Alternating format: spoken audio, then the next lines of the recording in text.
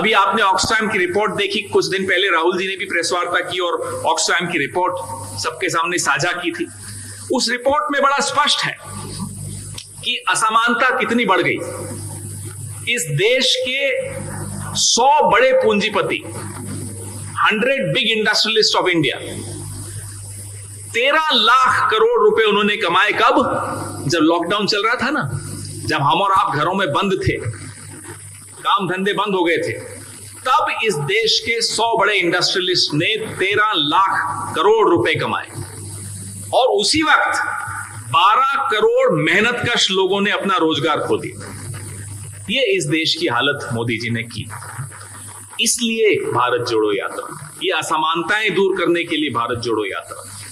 भारत जोड़ो यात्रा का एक और मकसद था और वो बड़ा जीवंत मकसद है, क्योंकि लगातार एक कोशिश हो रही है हमें और आपको लड़ाने की।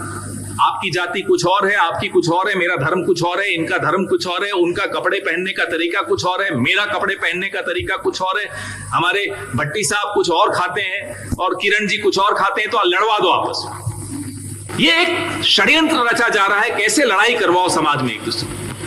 तो जब देश का राजा देश की प्रजा को लड़वाने पे आ जाता है तो वो देश डूबता है। यही होने वाला है इस देश का, यही हो रहा है इस देश में। नौजवान डूब रहा है, नौजवान के सपने खत्म हो रहे हैं, चूर चूर हो रहे हैं, छोटे छोटे उद्योग बंद हो रहे हैं, दुकानें बंद हो रही हैं। महिलाओं की सुरक्षा की हालत हम सब जानते हैं क्या है। यहां हैदराबाद में भी कई उदाहरण हमें देखने को मिले हैं।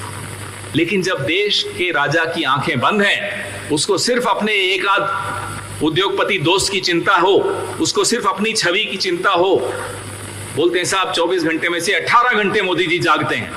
भाई जागते हैं तो उससे तो नुकसान ही हो रहा है ना देश का। थोड़ा सो लीजिए, थोड़ा शायद फायदा हो जाए। हम तो यही कहते हैं साहब मोदी जी थोड़ा सोना शुरू कर दीजिए, शायद उस वक्त जितने घंटे आप सोते हो देश का फायदा हो जाता है। जब तक जागते हो नुकसान ही करते हो।